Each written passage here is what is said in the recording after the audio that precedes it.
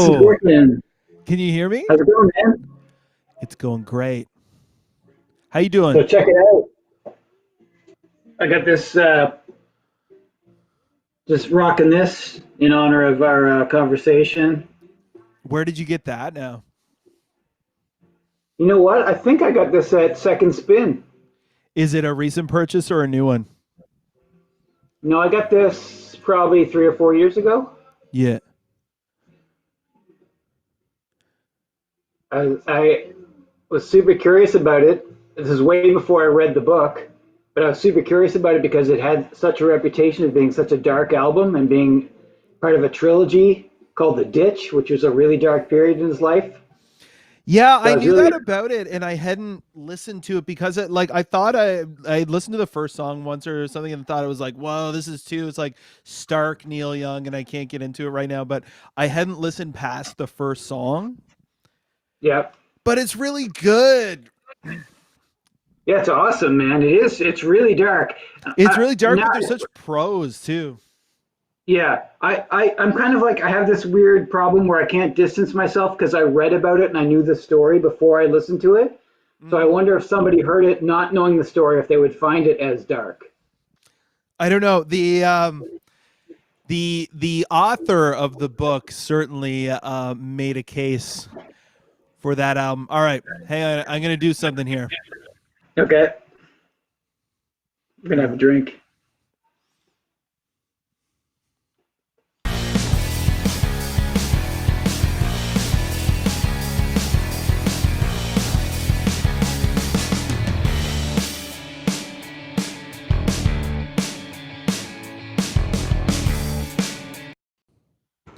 Hey, we're back, everybody, with a very special guest, Mr. Jason Ogden. Jason Ogden, how? Oh my God, I just replaced you with a. 2 weeks in the making. It was We're supposed to be finally a here. graphic that says special guest. That's all right. Special guest, but you still have to. It's like I can put it in the thing, and then I think it's I can do a post-it happening, note. but that's beautiful. How are you doing, Just sir? pretend, Let's give pretend the it says people a special proper guest. Oh, no, it introduction. says- I see special guest. That's great. Uh-huh. It's like we're on CNN. You're my special guest, my friend. Yeah, if you were on CNN, you know what it would be? That makes me the pundit. If we were on CNN, it would be this. Fake news. Oh, failing. That's weird though, man, because I feel Sad. like you can like This is what CNN they has do this at issue. CNN. But no. I think, yes, CNN has its issues, but I don't think in this day and age they're not the fake news. You know what? I think it's a big. Okay, fair enough. You must be saying that over the 5G network, man. I think I'm like, is there like a 1.5G? Because I think that's where I'm at right now. Yeah, I wonder which one my iPhone 5S can actually support. I don't know. I see like you are super clear and like you're flowing perfectly, but when I see my thing here, it's like way behind. Is it choppy? My upload speed is actually too slow because I'm in the basement. I'm way up like on the third floor, so I feel like I'm far away from our router. So that's Oh yeah, we're lucky we're getting anything. For the people at home who are thinking about attempting this, you need a plugged-in connection. They say is the best. Yeah, I would love to get like a second router up here with like a hardwired, but that's another episode I of know that. Hitmakers. And we can talk about retaining walls in another episode. We're talking about retaining walls, and you will say this. Ask me anything. I'm the retaining wall expert at this point. If it's made of stone, I got the bone. Breaking news, yes. Yeah.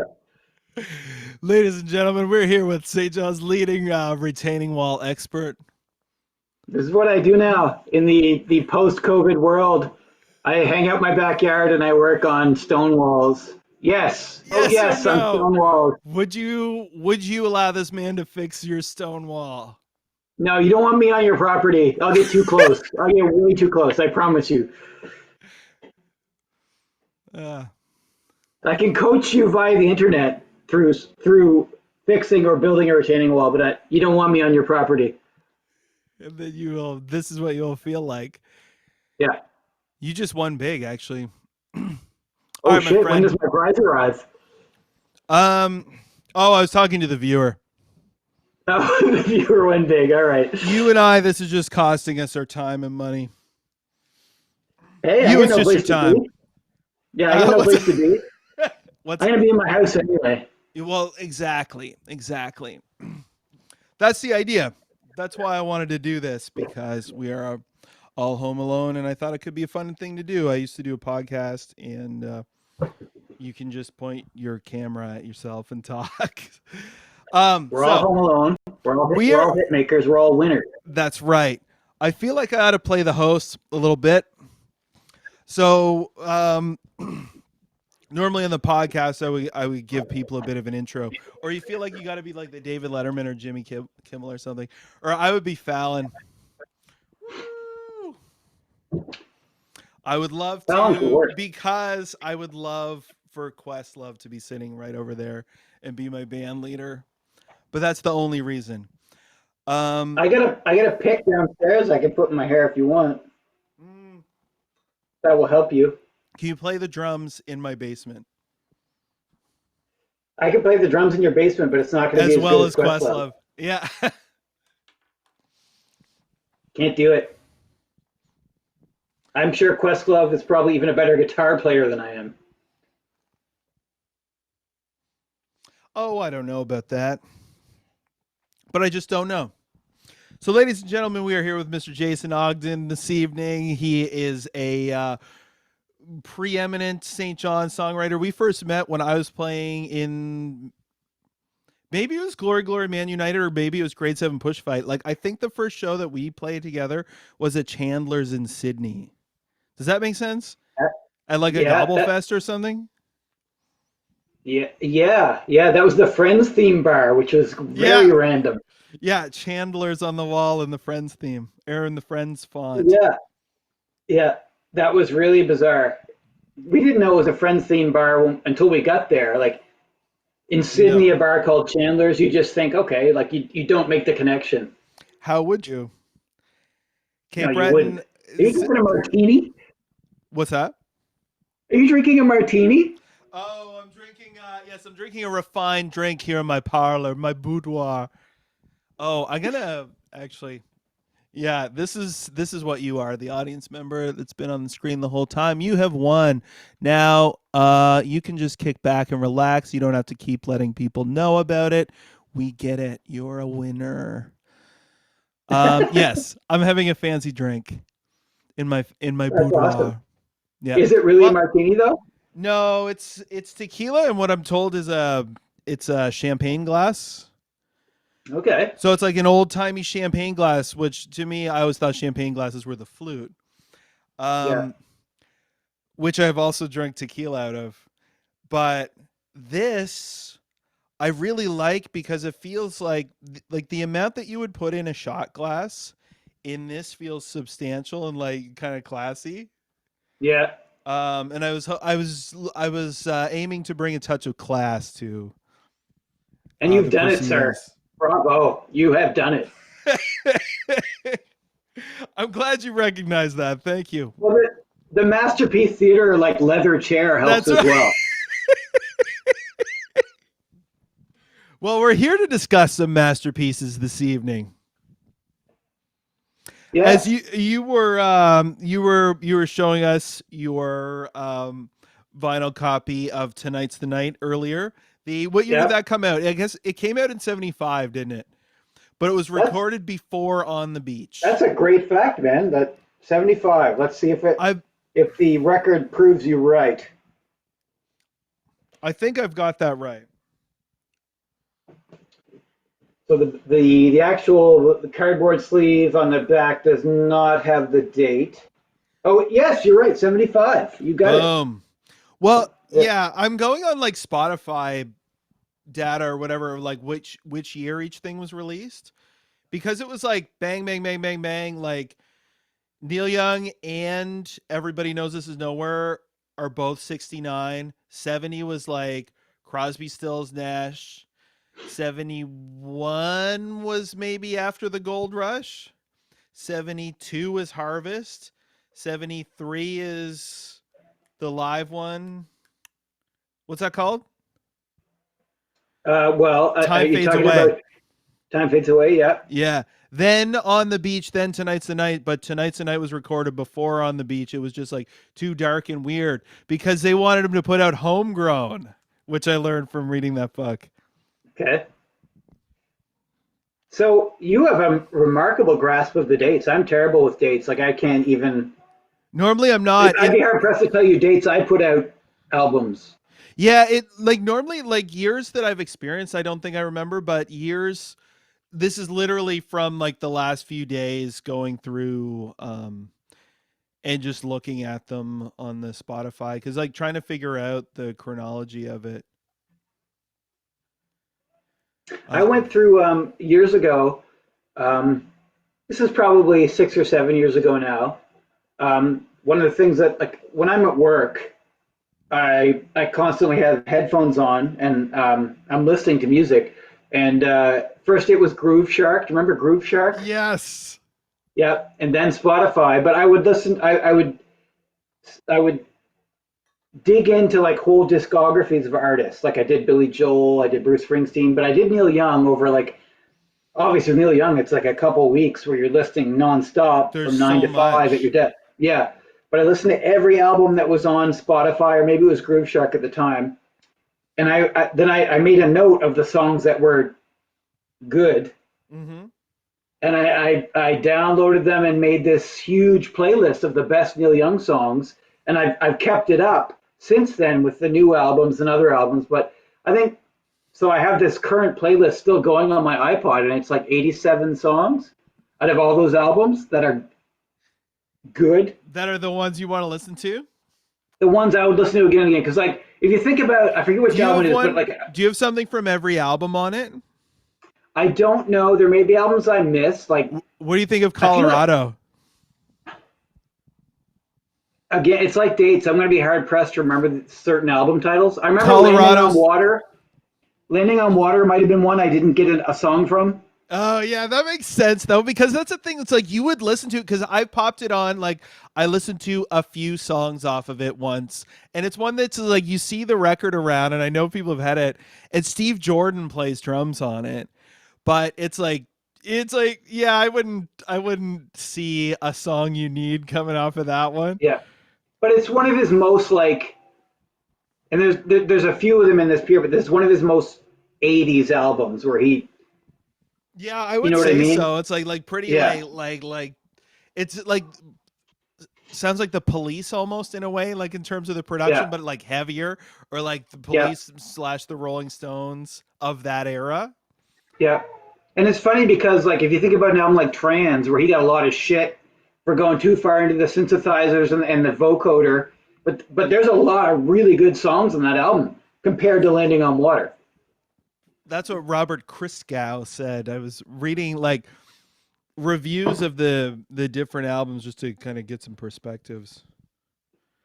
So when I first started, like when I was younger, I hated Neil Young and everything he stood for. Like I was a punk through and through, and I didn't have time for these guitar gods wanking off with their '70s guitar licks or That's funny, whatever. man. I always liked him. There were other ones that I felt that like Bob Dylan. I was like, that's old and lame. Rolling Stones, like so fucking old and lame. Oh, all that shit, Uh, I hated it, hated it.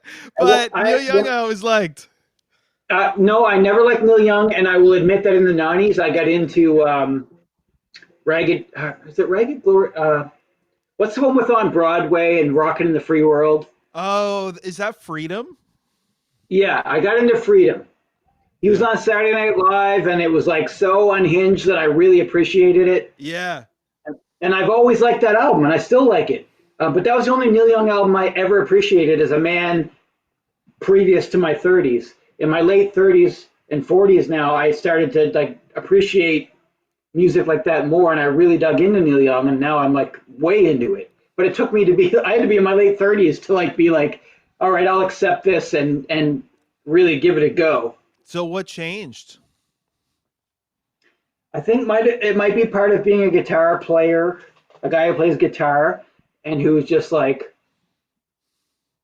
maybe started getting more drunk and experimenting with edibles and wanting to expand my guitar playing in a different sort of way. Yeah.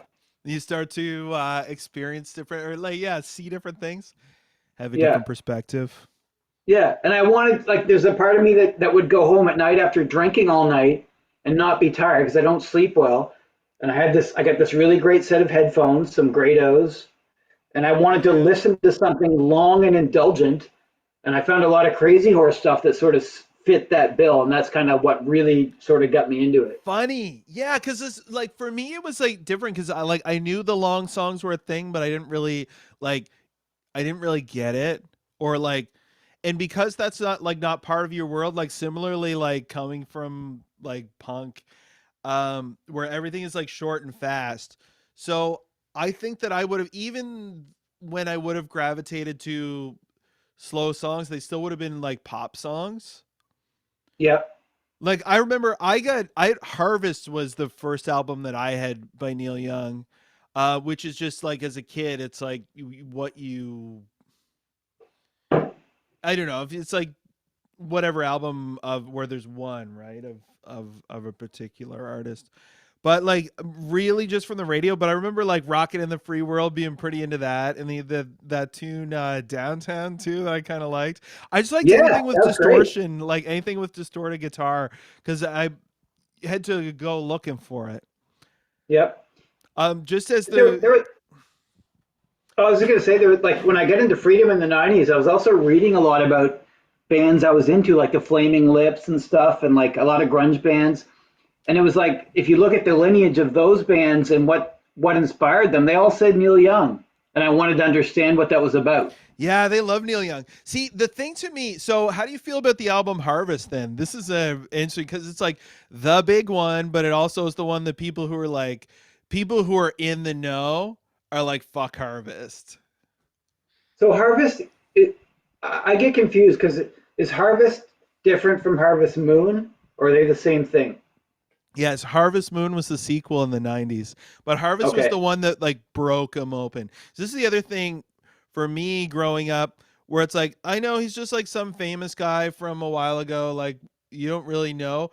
So back in the day when he was like the hot thing and was like super huge, like you don't really get a sense of that, or I never really had one. But that was the Right. one that was like the one with Heart of Gold and Old Man. Those were the two singles Okay. Yeah. that like Yeah. Needle and the Damage Done too. Man Needs a I love Maid. I like those tunes, man. I Yeah, like I do that too. stuff. I'm not a guy reading the book. Going back Yeah. to the book, there's a lot about how there's like a division of Neil Young fans who like the Crazy Horse rockin' guys don't like the folky shit Yeah. or the country shit, but I like both Yeah, a I do lot. too. I mean that's like one of the main draws about it for me, to be honest. I find he just has like a melodic sensibility. Like I remember getting that, and it probably is like, you know, not to be too much of like a wannabe hipster or something, but it's like one of the first records that I ever bought, and like probably bought at a flea market or something. But it's like, so you would like set up a turntable and like that's one you could put on. And to me, it just is the sound of the fall, like that. It's like Harvest, that you mean? album. Yeah. It's like owns an Harvest, entire yeah, season and vibe and like color yeah, scheme. But it's like just the way it's like the classic thing that he does too is like the D to A minor. Like that, yeah. it just sounds so good in every song. It's like both of those tunes, I think that's probably what it is. But he's just got like the way that That's funny you mentioned that because when I his think about sound. Neil's guitar playing, especially the folky stuff, he does like it's the D, it's the top three strings, like the high E Yeah. and the B and the G, but he'll play the D, but then he'll go up and play variations of the D all the way up the neck, and Mm-hmm. that's a total Neil Young thing, right? Like this weird thing on like the seventh or eighth fret that's a D structure, right? Like, but it's he does that a lot. Does he? I find. I don't know about. I do know about the like he calls it D modal, but it's like dadgad that he puts his guitar in. Right. I've been playing with that a little bit lately. Because he does that, like that's what Cinnamon Girl is, and that's how you get that. Um, And it just is like I find like I need a tune to play. I haven't written a song like that. But that one in Pardon My Heart off of Zuma also is like both and it's like it just like sounds like a cool D chord when you hit it, and then the A minor sounds cool, and then whatever else you can play also sounds cool. But it's I funny love like Harvest, learning. What's up? but and I love Harvest, and I love like as a guitar again, like a guitar dude is where I come at the Neil Young thing from a lot of the time. Like there's Yeah. that famous video on YouTube of him playing Needle and the Damage Done solo. I don't know if it's Jules Verne or some. It's just him like on a stage. Might be a British show, but it's the one that comes up on YouTube, Mm-hmm. and it's just him and the guitar. It's a short song, but it's just like, wow, man, like that guy, like you don't need a four-piece band and loud amps, although he excels at No, that as well. the But he's Massey just like Hall he's like show from crushing that it on that one era tune by too. himself, right? What's that? He's crushing it by himself on that one tune. Yep. Have you listened to the album that's from Massey Hall from that era? It's like 71, or I think it's just before Harvest came out. I'm sure I listened to it at least once because I went through everything. Right. Okay, I listened to it recently. So it's one of the ones from like when they went did the Neil Young archives in the 2000s. That's one of the ones Yep. that came out. Um and in the book, did you get to this part? Because I remember mentioning it because I'd heard the album, somebody had it. Because I remember like listening to it in somebody's car and being like, "Whoa, that's Neil Young playing guitar."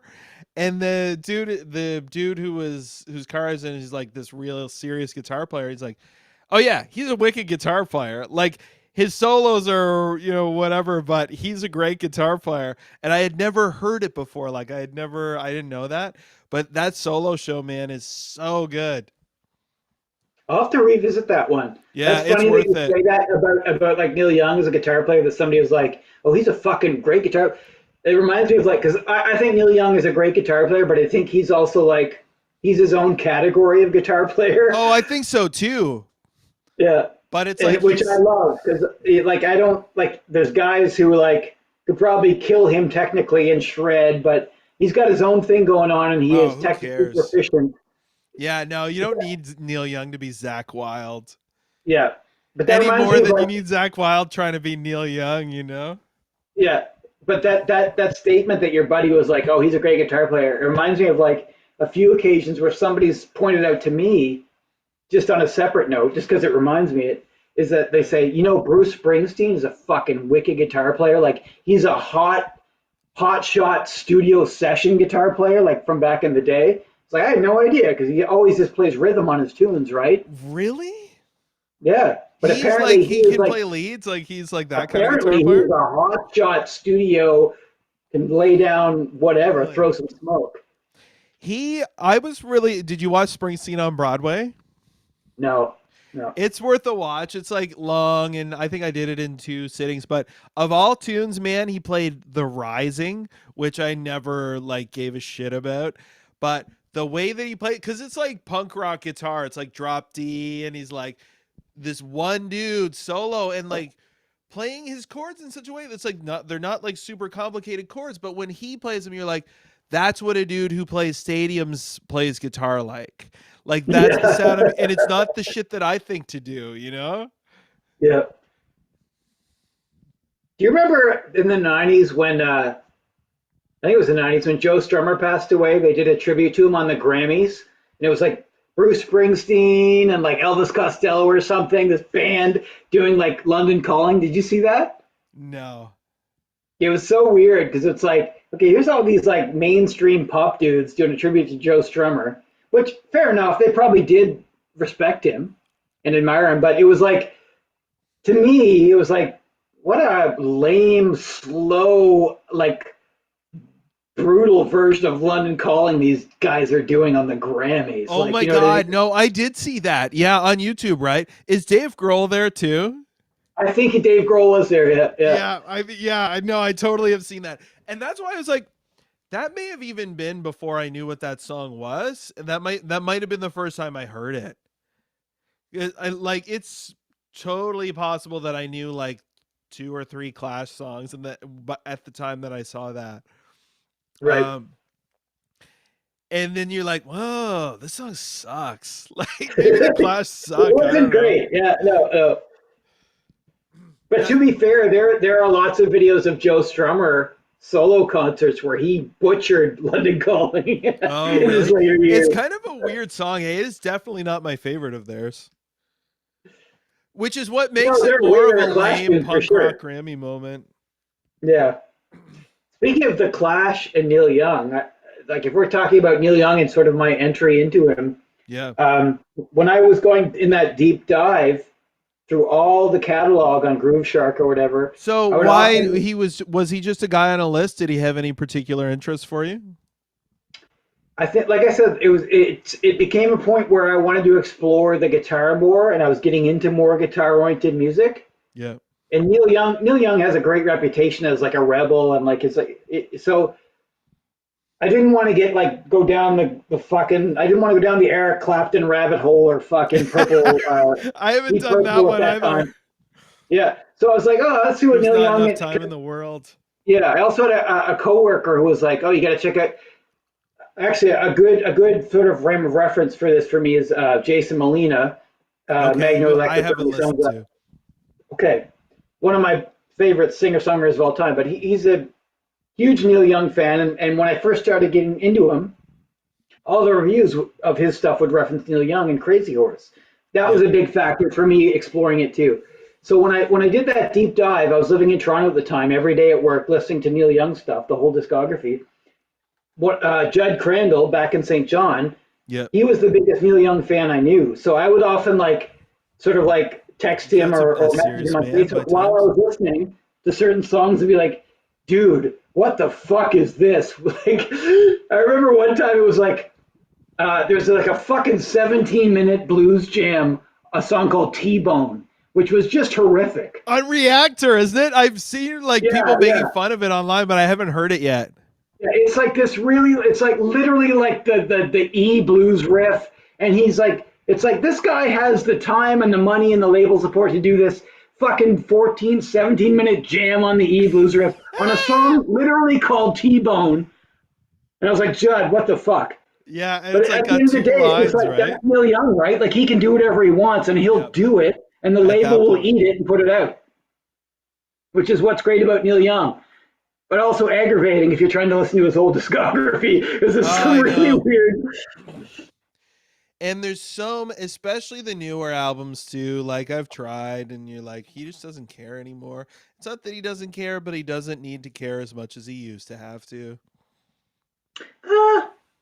You know what? I think he still cares. I just think he's an older man, and I think it's harder for him to find his footing and connect. Yeah, totally. When you're Yeah, like just like rolled out into the middle of it, and like your yeah, story is like L.A. and the like folk scene and the like yeah, the 60s into the 70s, like coming out of being like a 60s band and like yeah, rock and roller into being like the singer songwriter thing. yeah. I mean, it was a good move for him to hook up with the promise of the real or whatever, and Willie Nelson's kid. Yeah, what do you think of that stuff? I mean, it wasn't great, but it was a good move. That's what I I thought understand why too. he did it. And it's Yeah, like the band is too good. yeah. You know The what? But you know Crazy Horse what? I sounds good remember on the new one. the thing I remember about listening to that album was it was the first time I ever thought to myself, "Oh, Neil's having a hard time hitting those notes Yeah, that is with his another thing voice." about yep. His older voice, the power is not behind the falsetto in the same way. Yeah, When you but listen to it's the funny because because you could.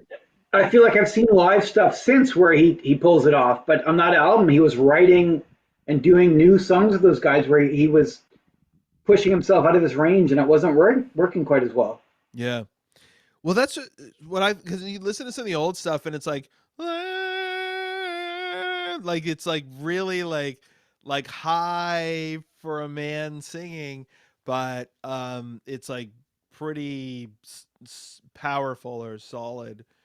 Yeah, Whereas like the new stuff, it's like you know he is an old man. It's true. yeah. Um, But so going back the to the book, that reminds me of just like I was reading the part very recently where it's about his time in Buffalo Springfield, and they didn't want him to sing because his voice was so weird. Yeah, yeah, totally. So, and so Steven Stills, it was like he and Steven Stills were the like butting heads. It's such a weird story though, because that's true. Because it's like him and Steven Stills butting heads, but then at the end of the day, the real consensus of that band is the bass player was the dude, Bruce Bruce Palmer, Palmer. and the guy like Yeah, totally fried himself. yeah. But the larger consensus of the band was like he made the band, but then you get Steven Stills and Neil Young butting heads to like be the not the front man, but like to write the songs and be the voice. Yeah, and he was the lead guitarist. Yeah. And then like this whole section about which I didn't realize till I read the book that he was in fucking Rick James' band as the Yeah, lead the guitar. Minor Birds. Yeah, I didn't know that. I would love to hear that stuff, man. There's an album, if you Yeah, go to his like neilyoungarchives.com or whatever, he's got all of his albums on there, and that is one, but you can't listen to it. I would love to yeah, hear it.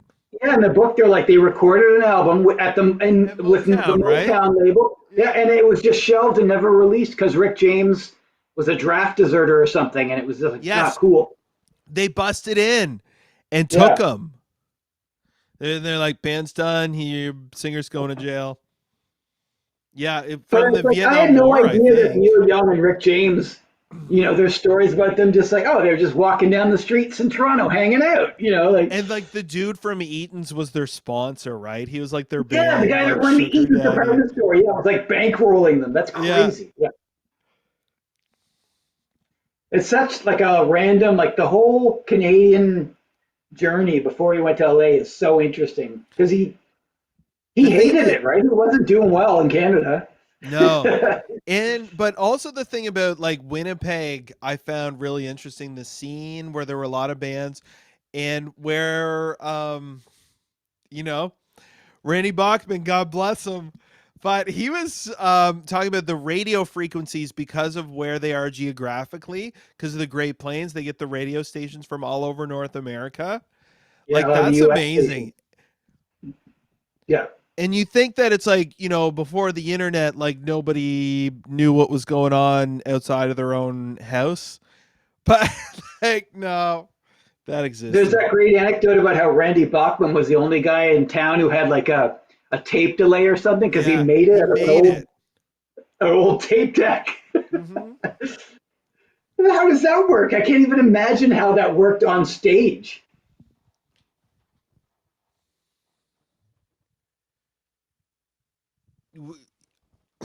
Probably similar to a pedal. Like, do you think it would be before your amp? It would have to be, right? Yeah, but I Unless mean, it if it's was an like old tape between the deck, head and the speaker. but how do you control it? Do you have to get on the play and record Oh, I buttons don't with know. your hand? Would it only have one speed? Do you think? I don't know. But at the time, apparently, like all the other guitar players and like gearheads in town were like totally like mesmerized by Randy Bachman because he had this homemade tape delay or whatever, Weird. which is So, interesting, how does a tape delay work? I guess I've never thought about it. Like, it records onto a piece of tape and then it just sends it spinning. I guess. And I understand now if you had like an old tape player, how you could make that work in a studio environment. But like he's using it on stage. How the fuck does he do that with a tape recorder? An old I don't fashioned know. tape I'd like to recorder. see it though, but I bet you would see it and you'd be like, "Oh, that makes sense." But Not I me. don't. I couldn't build you one right now. Yeah. I would love Hey, to see it. I would love. I would love to play with one. do you like have a do you have like a commercial or music we can do for a second? I do. All right, Um. I had Yeah. to go take a leak, not to put too fine a point on it. What finer point is that? And when we come back, we Uh. can delve further into this dude. The boy.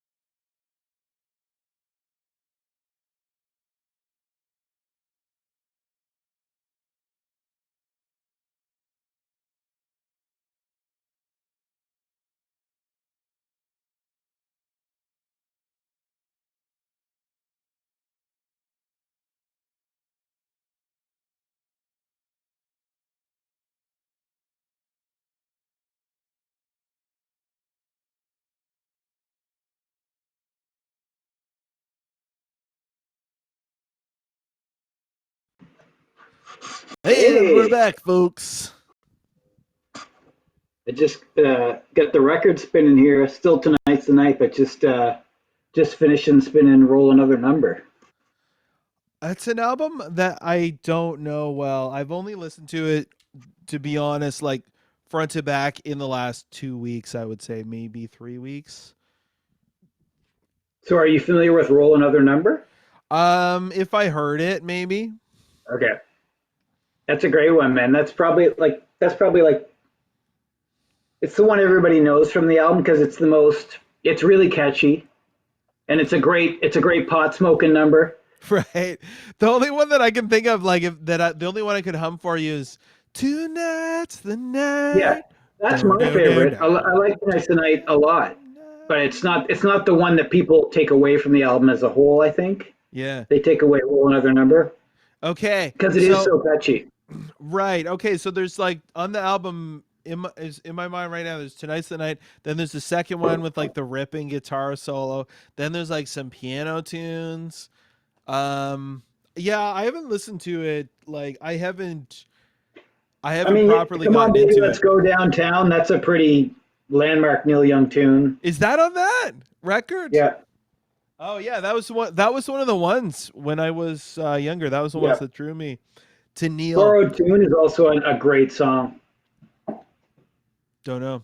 Wouldn't know. That's Wouldn't know it. that's the one where like think one of the lyrics is like borrowed like I ripped this. I'm using this riff I ripped off from the Rolling Stones. Hmm.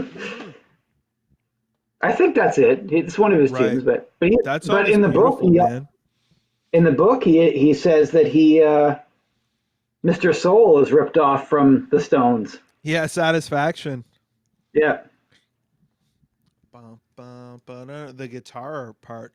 Well, it's funny because it's like I remember seeing it. Like we watched Echo in the Canyon. Have you seen that? No. It's on Netflix. It's about Jacob Dylan is like the narrator, and it's about like the Laurel Canyon scene.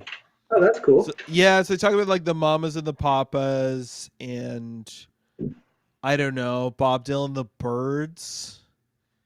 Graham Nash is in it, Jackson Brown. And then there's like the new people are like Beck and Cat Power and Regina Spektor, I want to say, and like Cool. Jacob Dylan. They're like the new. They like get together and play the old songs. But um, why are we talking about that? Something to That do with sounds that cool movie. though. Yeah, it's something to do with that movie. What were you just saying? We were talking about how he ripped off the Stones a few times. Oh, right. Buffalo Springfield were in the movie. There's a video of them performing live, and they do, and it's like Stills is like wearing his cowboy hat, and they're doing "For What It's Worth," and Yeah. it's like that is such a fucking landmark tune, man. It's like one of those. It's just like you write it, and it's like, well, you have like one perfect song under Yeah. like to your credit. But anyway, to see him play it is funny because he's like got the cowboy hat and he looks like a football player or whatever. And then it's a medley and then they go into Mr. Soul. And so then like Neil Young gets up off his amp and he's like this is spooky and weird. And um anyway, so like listening to that tune, I was like wanted to learn it on guitar and I was like, whoa, it's like Satisfaction. I can see how like when you talk about him in the context of that band and like Stephen Stills, how they in the book there's like people call him Ichabod Crane. He's Who, so tall and Stills or lanky. Young? Neil Young. Cause he's so weird. He's and tall and lanky, right? Like just Yeah. like a weird and he's having like epileptic seizures on stage. So they have to like All over the place. Yeah. and it's another thing I never knew about him until I read the book. Like probably a lot of people knew that, but I didn't, that he had epileptic seizures. No, I didn't know that either. I get the book open here because I remember when you and I talked about doing this, there were two or three sections that really like stuck out to me that I thought thus far into reading it that I would like kind of like to read. Hit it. And there's one here about he's in Fort William Which is now after Thunder Bay, modern day yeah, Thunder after he Bay. left Winnipeg. So he's like talking about Well, I'll just read. He's like, I think the first real connection with an audience was in Fort William. There were some other times before that where we really got it going, but it started happening more when I left Winnipeg. We really started getting the audiences off because being the unknown, being from out of town, makes the mind open wider. People look at you, they have no preconceptions, they have virtually a fucking clean slate to work with, so you can go anywhere. But if they all know who you are when you walk out in there, then you're limited by who you are to some extent because they have preconceptions of what to expect and they have an opinion. And to me, that really stuck out because I feel like, you know, when I play outside of St. John, or especially when I was living in Toronto and playing around Yeah, Ontario, it was I felt that like it's just so freeing, right? Because you don't, it's true. yeah, We got that with Glory Glory, man. We were not Glory Glory Man United was not a cool band around Halifax, but we would go on tour and you're just a band from Halifax, like any yeah, other band. You're on equal footing and it's like, well, it doesn't matter also if this show is weird because we don't have to live here, you know? yeah, So you can like kind of go a little more out there because you are just exploring anyway.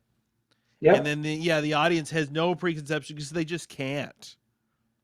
exactly. That was one of the great things about doing those because I played a lot of weird solo shows around Southern Ontario, How'd you get into doing and them? I just when I moved up there, like it was really hard at first because like it was hard to be away from my friends and from like the band, the Penny Blacks band, and then Yeah. even though I came back several times a year to do tours and stuff, but I knew I had to keep going and doing something, so I really dug into like how do I improve me as a solo dude? Yep. So like I'd be working on it a lot in our little tiny apartment and playing these weird shows in random little towns around Southern Ontario and in Toronto, wherever you get. That's part of Um, it though is like because then it's like when it gets real, right? Where it's like, well, how do I keep this going? yeah, Like, it yeah, was like I learned a lot about me as a musician and a singer, and like improved a lot and changed a lot about what I did as a performer. yep. And it was really good for me, as much as it was difficult as well. But yeah, it's like, but that thing about I'm playing in fucking Bracebridge in the middle of a snowstorm in some weird Where's pub, and nobody that? knows Bracebridge. It's like what do they call it? It's not Prince Edward County, but there's a brewery named after it. It's a weird resort area in Which southern part of the Ontario with a bunch of province? fuck. Southern Ontario, I guess. Yeah, but it's like a bunch of islands and resort areas. Um, Okay, like where all Bracebridge. the yeah, where all the I Yeah, don't know, they call it like 1,000 islands or something. that I think that's Prince Edward County. This is more western than that. I think Okay. it's about 2.5 hours out of Toronto. I think west. Anyway, but yeah, like that's a good example. Like playing this random place. That when I got there, they were like, "Oh shit, we didn't think you'd be here because of the blizzard," but I drove it and I was there. And I'm ready to play, But it's like just an example of like, here's a weird room with like 4 or 5 regulars who ventured out this blizzard just because I wanted a beer, and now I got to do my thing. Yeah. And it's just one of those things where you like think about like nobody here knows me. I'm just gonna like really do this and expand on it and try some shit because I don't Totally, man. fucking And care. the show is just you, too. Yeah, yeah, It's like there's no it's like it's all on you, which is like it's pressure, but it also is like it's freeing in a way that be where like you got to make a sound because there's no other sound, you yeah. know. um but you also can just go anywhere because there's no it's like partially like there's no band to hold you back in a way of like they're not ready for wherever you're going to take, but also it's like if you drop it, there's nobody like you're not going to fuck someone There's else nobody to up. cover it up. Yeah, exactly. Yeah.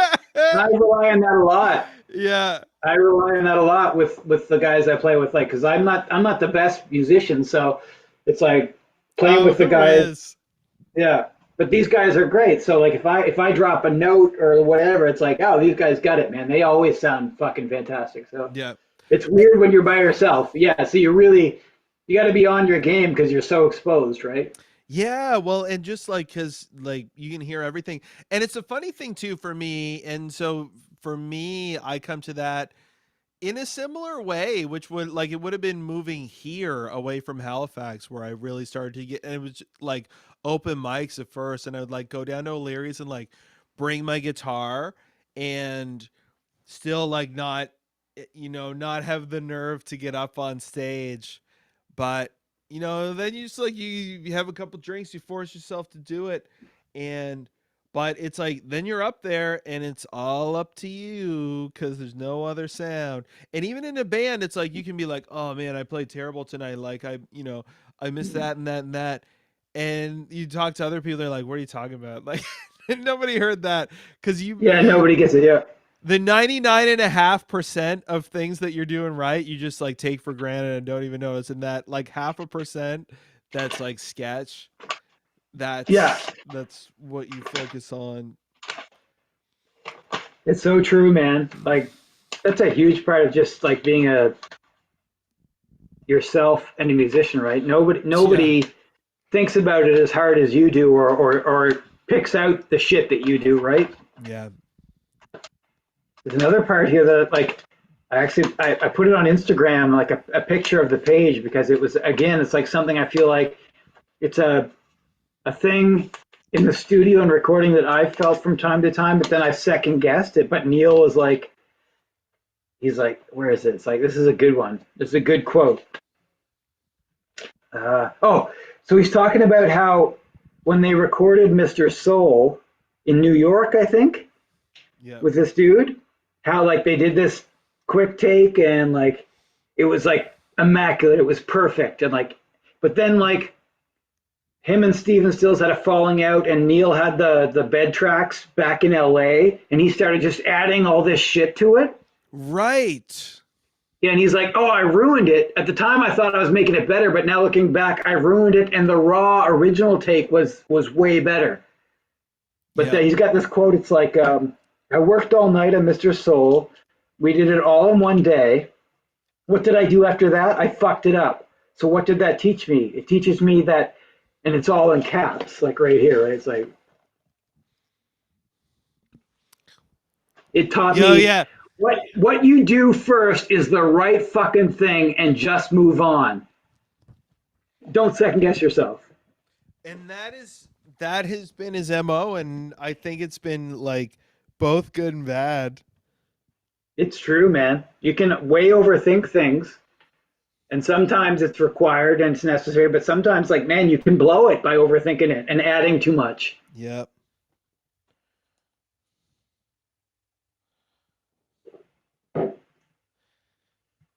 Oh man, now I'm getting into looking at the, looking at the pictures. Man, Briggs is a scary dude. What do you think of that cat, Dave Briggs?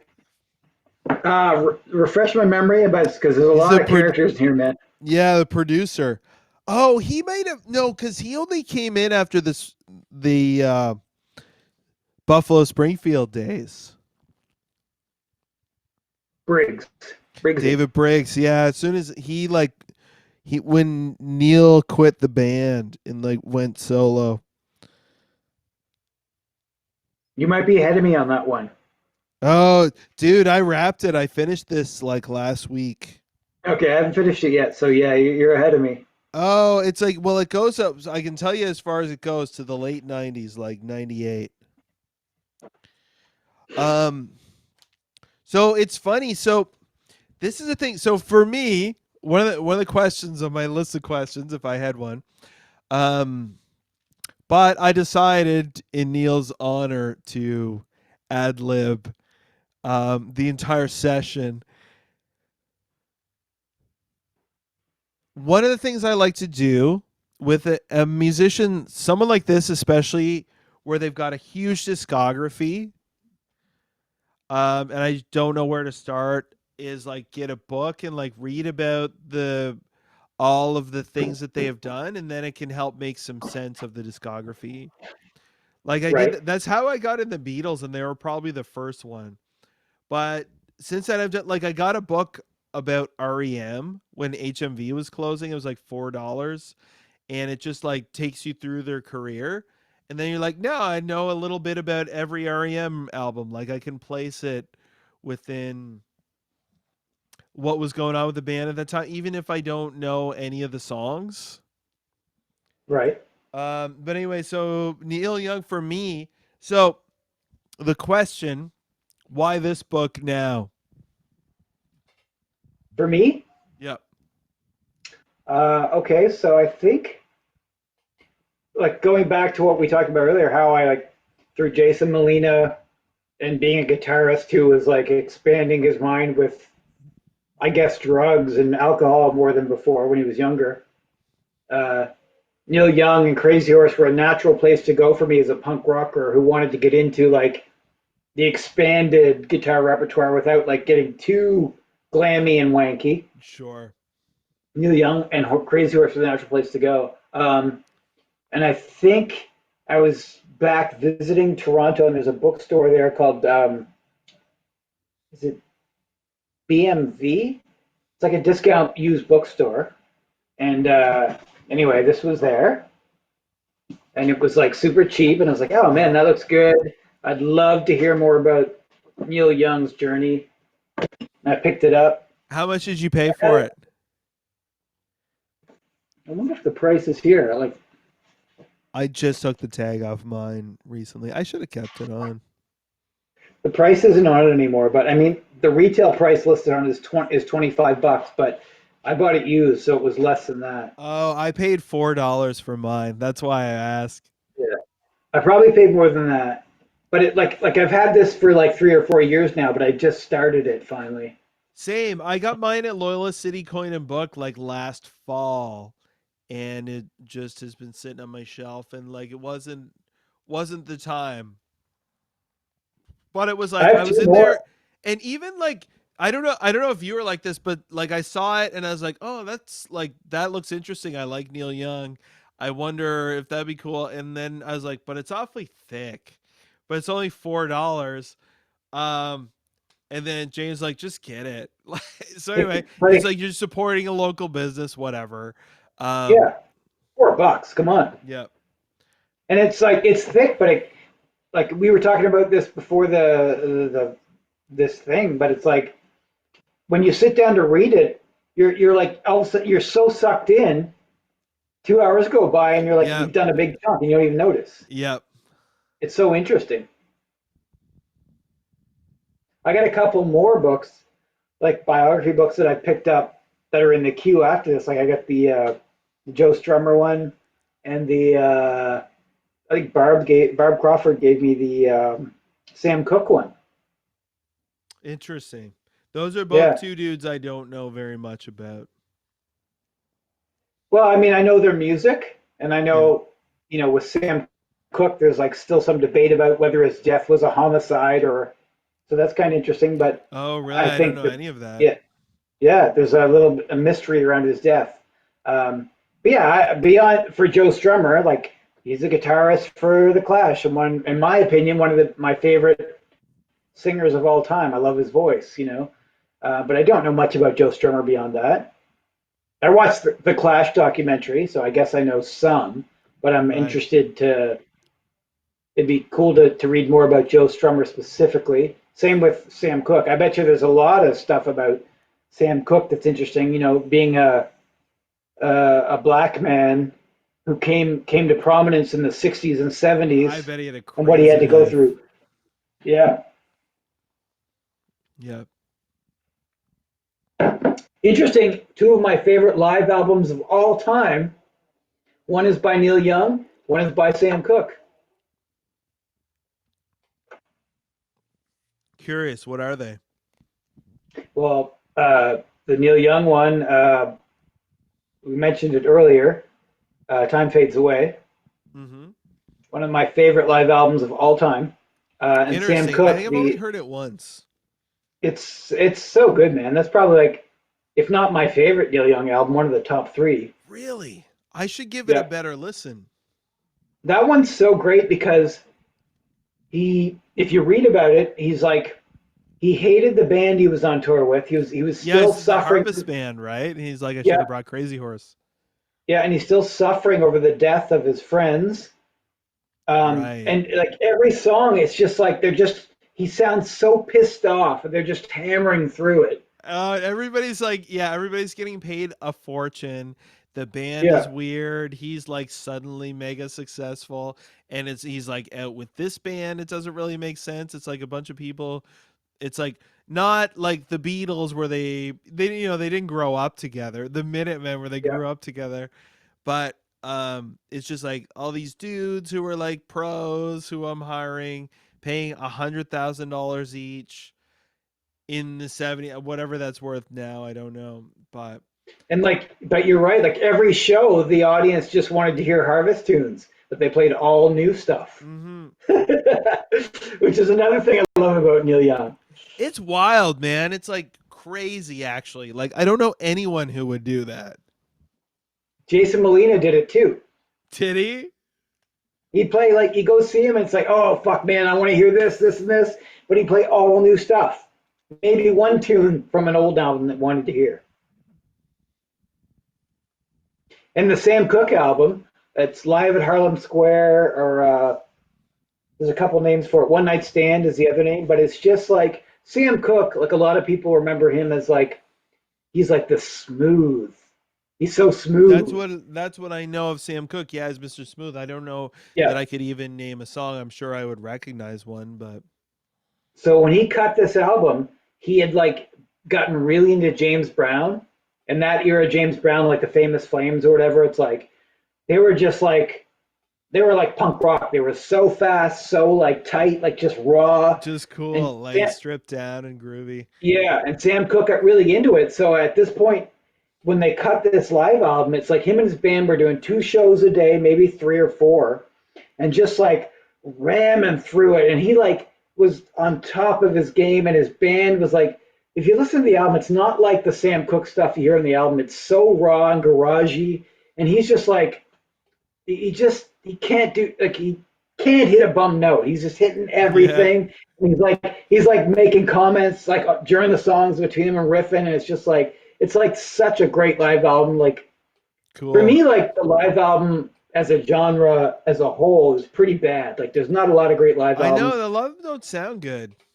No, but this one and the Neil Young one and the James Brown one that's like a classic, and the Jerry Lee Lewis from the Star Club in Germany, like those ones are just like the top. I've never heard any of those. Oh man, you got to check them out. They're so good. But Jerry yeah, Lee Lewis.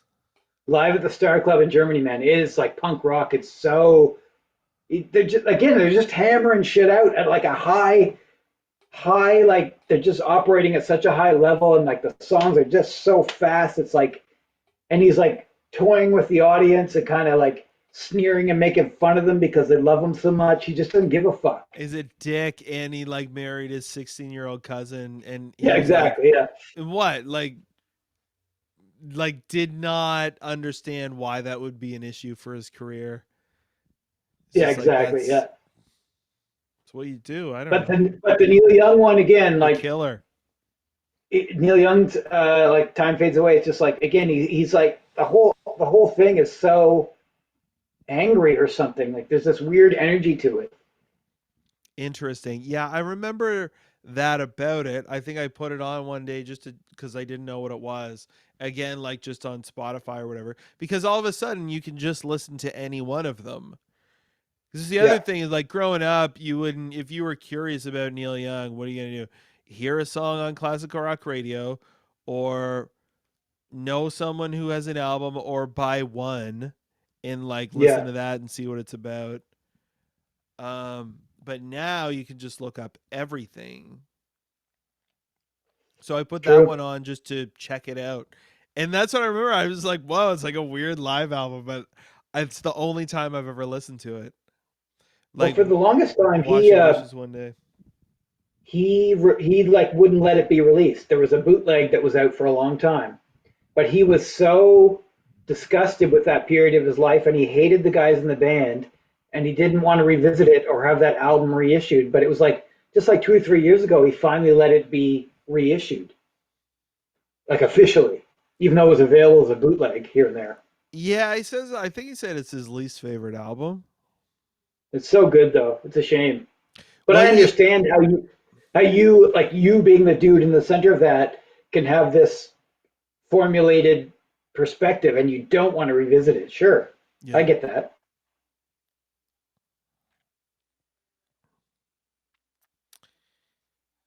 yeah. Curious, curious like a cat. Okay, so why? But why? Why is now the time for this book? Getting back to the question.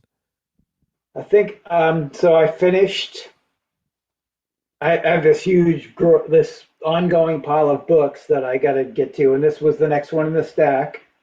Um, and it's a weird thing to say, but it was also like I felt like a biography is one of those things I can read and read other things at the same time. So when I go to bed at night or I'm on the couch, I'm reading a fiction book or whatever. And this one, I thought, oh, a biography. I'll just keep this in the bathroom and read it on the can.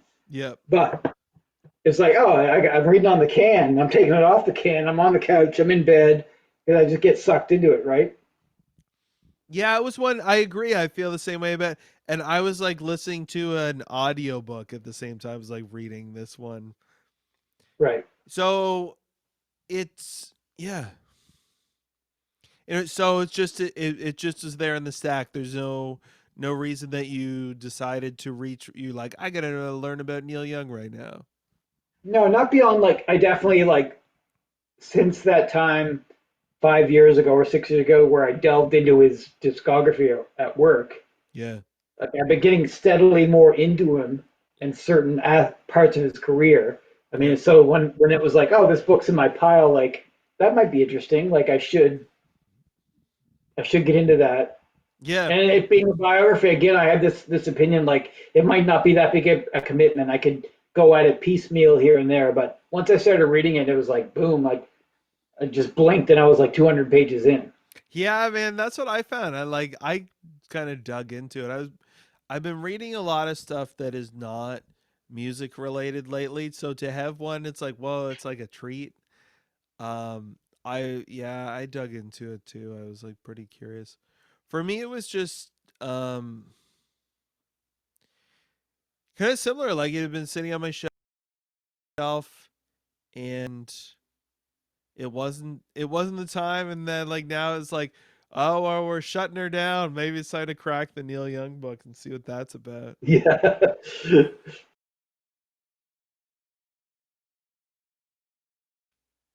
So His which album would you say is the best? Having childhood listened and to all like of them. about his dad and like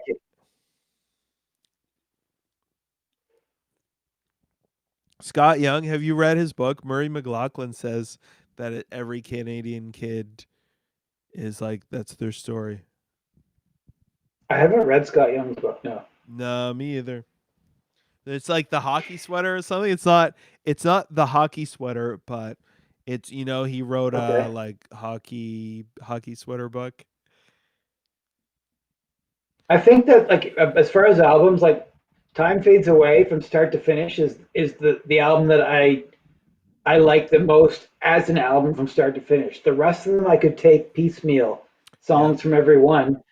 And like I said, like I built this playlist of the best Neil Young tunes. It's like 87 songs and still going.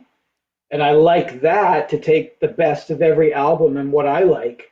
But Yep. yeah, as far as an album from start to finish, like Time Fades Away is probably my number one. Interesting. Yeah, it's Yeah, one that it's one that I don't know at all. All right, let's pause for a second. I gotta take a pause here.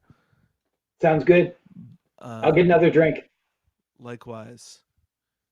Um, no.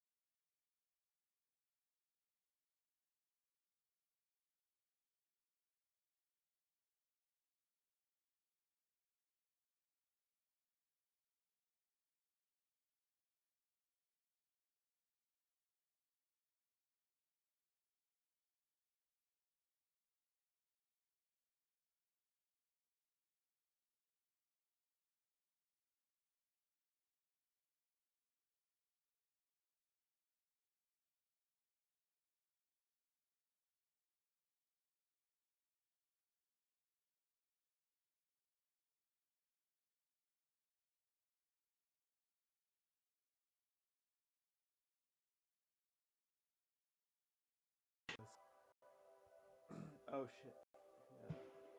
Yeah. Man, that's Hey, what I wanted to do yet. you got a guest. We're going to. We're going to.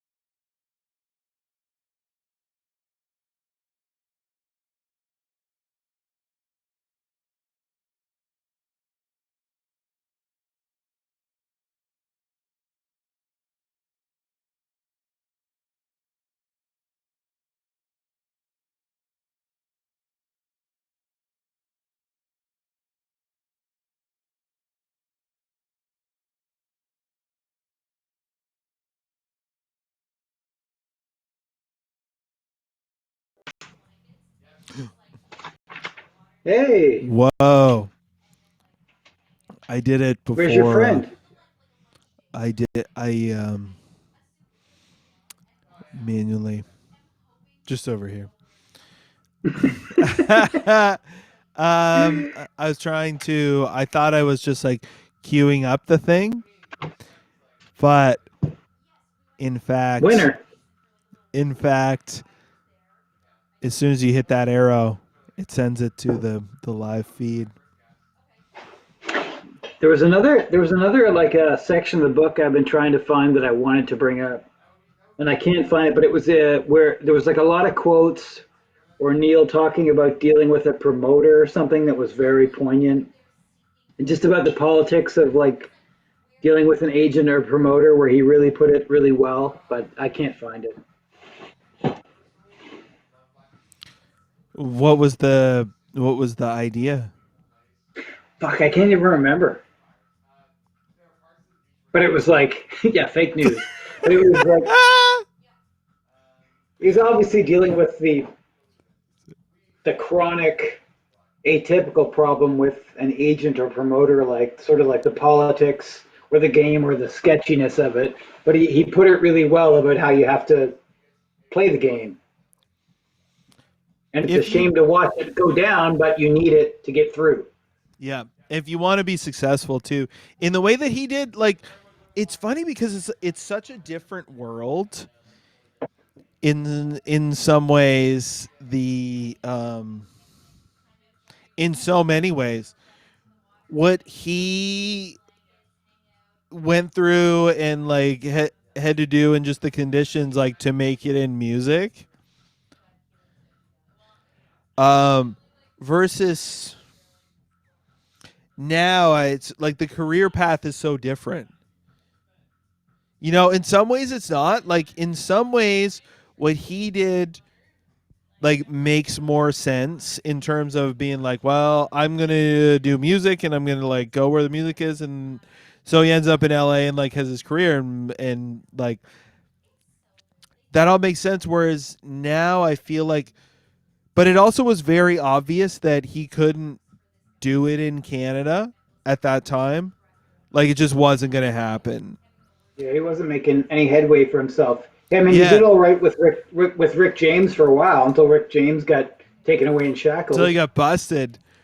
Yeah, But but that was as a guitarist, not as Neil Young. yeah, but regardless, like it's very different today, where that didn't ever seem like the case to me. Like, and especially like I don't know, the scene became so successful locally, let's say, where it's like it didn't even seem like used to be like Hank Snow or somebody like or Anne Murray. It's like, well, you can't be a singer living in Nova Scotia. You gotta like go somewhere. But post Sloan and like Rita and Friends and stuff like that, you're like, of course you can be a band living here.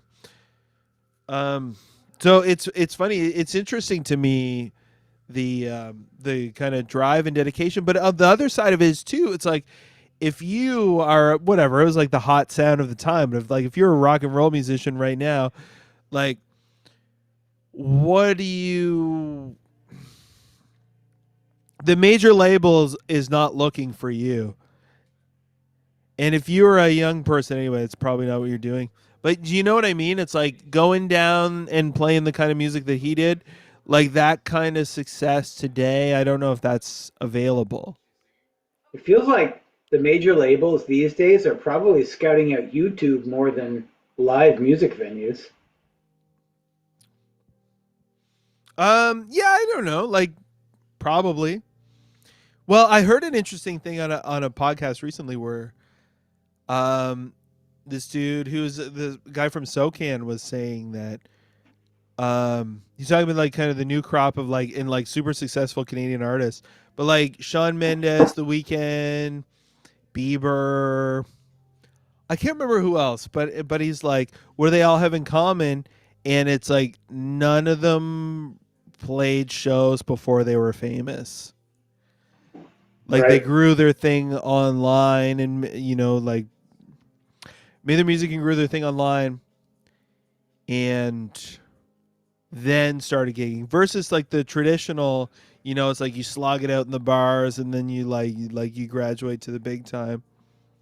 I feel like a lot of the huge pop stars today were YouTube. Like, wasn't Justin Bieber discovered on YouTube by like Ellen DeGeneres? By Usher. Okay, yeah. And I don't know if it, but I feel like, and I don't know for sure, but was Billie Eilish a YouTube thing as well? No, Billie Eilish wasn't. She was like, it's like a family band, a family project, but they had a development deal with Interscope Records because they grew up in LA and they're homeschooled, and their parents are like, her mom's the costume designer and her brother's the producer and she's the Yeah, singer. but they obviously weren't touring and playing shows when they got signed, right? No, yeah, I don't. Maybe she was found on YouTube. I don't know how they got that deal.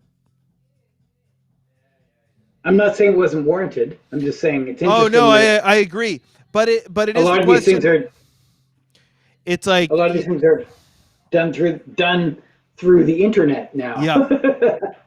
Well, and also like not saying it's not warranted either, but like, is it like are they really like way, way, way better than a lot of other people doing it, or are they like great at their jobs and have the right set of conditions? You know what I mean?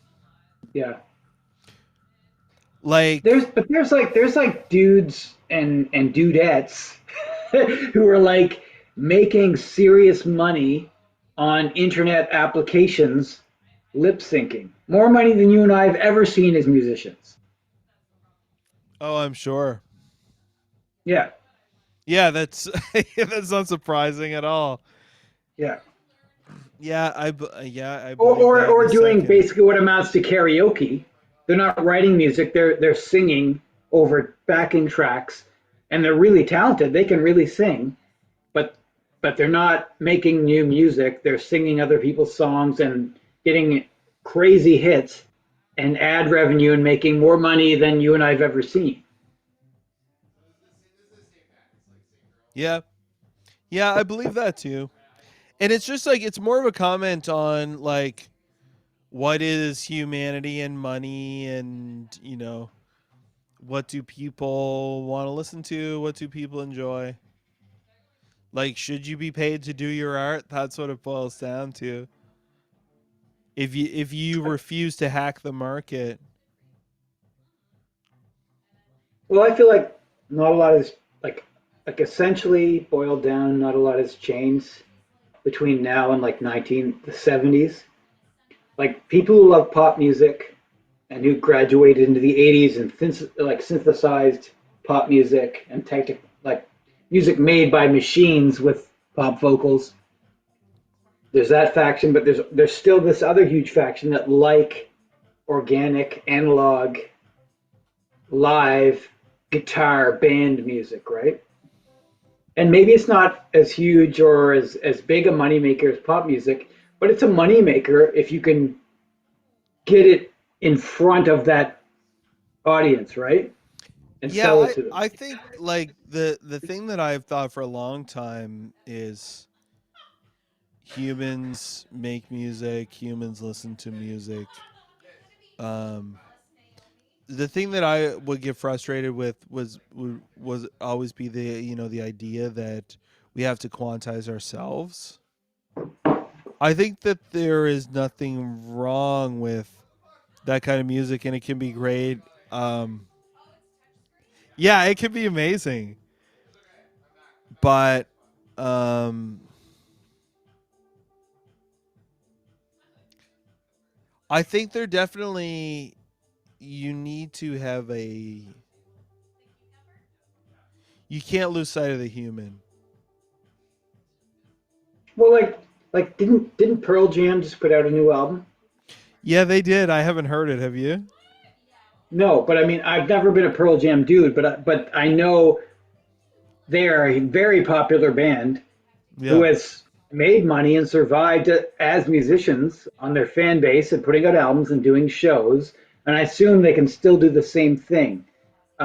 But they're a band who is very much a meat and potatoes, guitar, bass, drums band. In a Um, way, like they are amazing musicians. I would say like I've had Pearl Jam moments, but I've been it's been 20 years probably. But like No Code and Yield are my two Pearl Jam records for sure.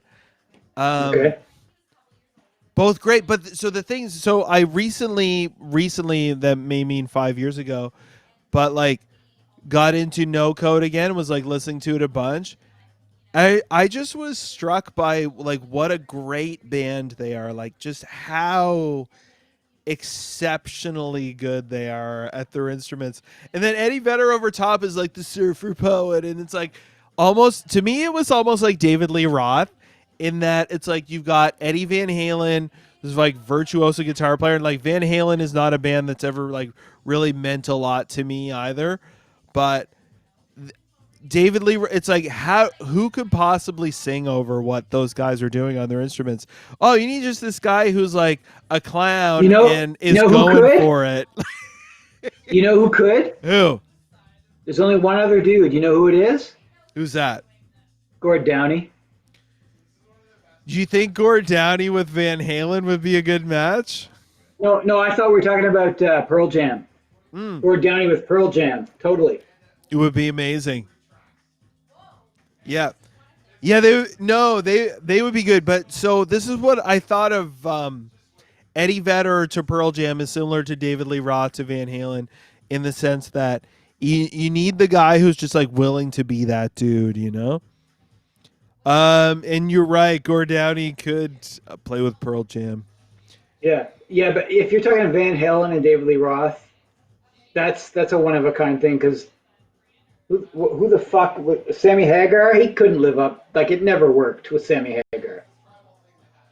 No, I don't think so either. But yeah, but it's weird, right? Where he's like, he is not the vocalist that Eddie Van Halen is on the guitar. You know what I mean? Yeah, He's nowhere like near the musician as a singer, but yet it but doesn't stop him. Van Halen is one of those bands, they like when they split with David Lee Roth, it's like game over. Like you shouldn't continue. It's the same with fucking In Excess. They shouldn't have bothered. It's the same with fucking AC/DC. You Like, talking smack really? about JD Fortune right now? Who isn't? You can't do In Excess without Michael Hutchence. And also AC/DC, that whole fucking debacle with Axl Rose. Give me a break. That was ridiculous. Have you heard any of that stuff? I saw videos of him in a wheelchair with his leg up in a. Come on. I haven't heard any of it. I thought it was Dave Grohl that did that. He might have done it for a bit, but like, really, man, like, okay, it's bad enough. AC/DC pulled off a miracle moving beyond the dude that died, Bon Scott or whatever, and getting a second guy. Yep. Yeah, and they pulled it off. Like they built another thing with that guy. Yep. But it's like when that guy's hearing goes or whatever, it's like you're done. Like don't try and keep going, and you know what I mean. It would be like the Tragically Hip after Gordon. What it was like Sublime with Rome, but like Tragically Hip after Gord Downie. Fucking Zeppelin was done when the drummer died. There's a lot of cases like that through history, man. But you know what? People want to keep making money. They want to stay relevant. Like the Misfits, and they also have to do something. You know, it's like you're not dead. What are you gonna do? The Misfits are one of the most hurting cases of all time, man. Like, those guys really wanted to keep it going after Danzig was done, and they played in St. John, and probably you saw them in Halifax or wherever. No, I didn't. I was at St. FX in my first year. I had a poster that I grabbed in New Glasgow. They played at the Forum with Guy Smiley and somebody else. Yep, that was the same tour they played St. John. It was crazy, man. Like Michael Graves is a good singer. Yeah, but they shouldn't have called it the Misfits. If you want to do another horror rock band, fine, do it. Change the name. But they were so set on just building on the name the Misfits and getting the money out of that equity. When it's not at all the same thing. No, and they kept when Michael Graves left, it got down to a 3-piece, and like I don't know if it was Doyle, whoever, just kept trying to keep it going. It's like, dude, give it up. It's done. Like, can't you admit, like, don't you have enough self-worth and like sort of like belief in yourself as a person, musician, to do something new and not have to hang on to these old tunes? Like, let them live on the way they are. Yeah. Don't keep trying Danzig's to not worried about it. Yeah, Danzig's not worried about it, and he wrote them. Well, eventually Danzig came back around, and they did do it, but there was like Doyle. Man, give it up. Like, move on. Like, I think he had another band for a while, Christ the Conqueror or whatever, but I guess it wasn't making enough coin for him because he had to go back and incorporate the Misfits name and make some real money. It's how you make the money, baby. The Misfits name. Mm-hmm. It is how you make a lot of money. There's a lot of money to be made in the Misfits name nowadays. All right, my friend. I think I got to sign off. Well, this was a lot of fun, man. Thanks so much for fun. Inviting me. Yeah, thank you. I think we probably really illuminated the masses on the story of Neil Young. Yeah, I think we cracked the code on Neil Young. Yeah, there's going to be so many Neil Youngs now. Last word on Neil Young. Nobody ever has to talk about Neil Young again because we've really laid it all out. And if I catch someone, you know what I'm going to say? You know what that's going to be if I see someone talking about Neil Young? Yeah, but it's not just that. We're gonna assemble a real hard-edged crew from the south/north end of St. John, and they're gonna get beat down if they're talking about Neil Young on any level. That's right. It is going to be a massive. Yeah. On you have their a hashtag beatdown graphic? I don't. I'd have to make. It needs to be a transparent one so that you can. You know, as a graphic designer, you know. Yeah. Yeah. Oh, man, maybe yeah,